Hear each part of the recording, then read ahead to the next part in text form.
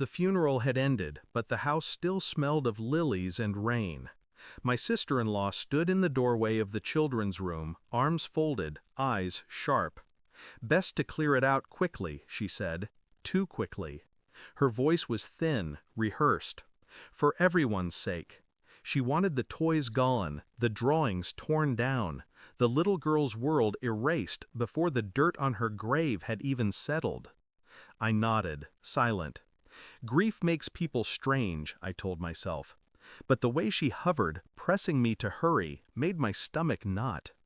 I started with the books, stacking them with surgical neatness. The room felt heavy, as if the air itself resisted me.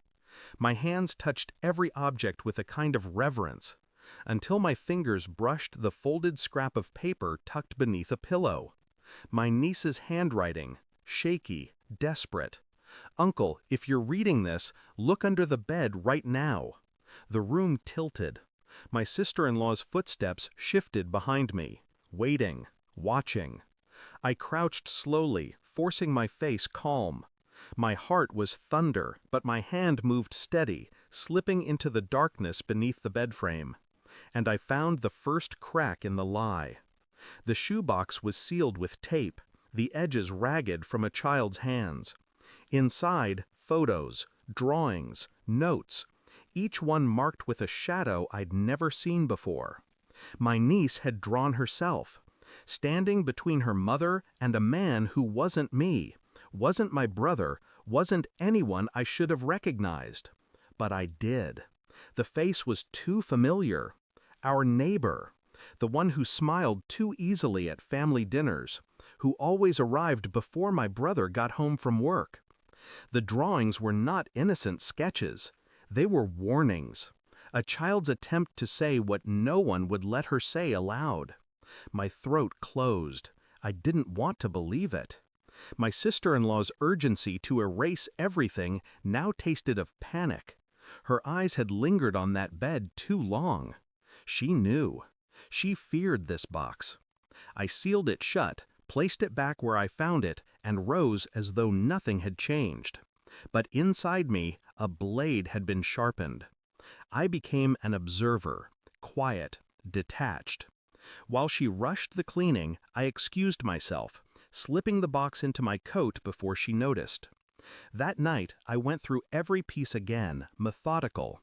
Notes with dates, names, a mention of the neighbor's house. Mom says not to tell Daddy. I began pulling records, phone logs, receipts. I found her car parked near the neighbor's address more times than coincidence allowed. I said nothing.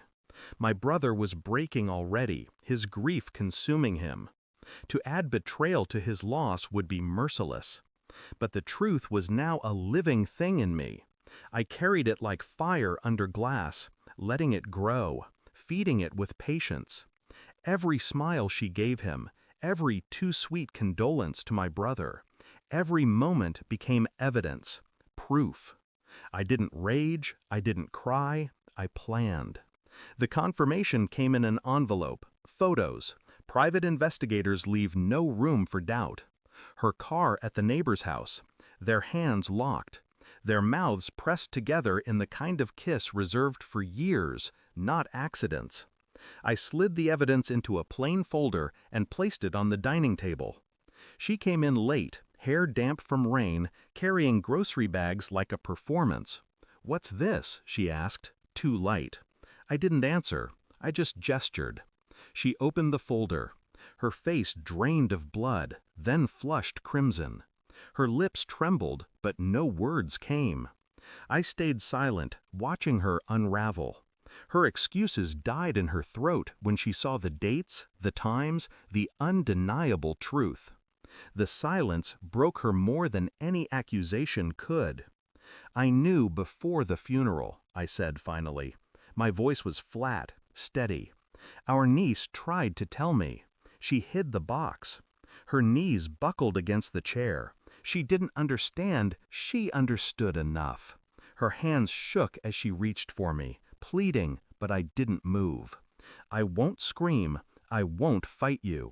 But I will ensure he knows." I tapped the folder. Your husband deserves the truth. You don't deserve his grief as cover. Her mouth opened, closed, a fish gasping on land. For once, she had no script, no manipulation. I turned away, leaving her with the evidence spread across the table like her own autopsy report. The next morning, I gave the folder to my brother. I didn't stay to watch him read. I couldn't. But I heard the sound hours later, his voice breaking, not from loss of a child this time, but from the death of trust. I walked out of that house and didn't look back. Grief had made me hollow, but betrayal had carved me clean. I no longer carried her lies. I carried only truth. Cold, heavy, final. And in that weight, I found a kind of clarity. Sometimes survival isn't about holding on. It's about letting rot be exposed to the air. The grave was hers now, though she still breathed. Thanks for watching. Don't forget to like, share, and comment. Subscribe now to Cheating Stories Insight World for more amazing stories.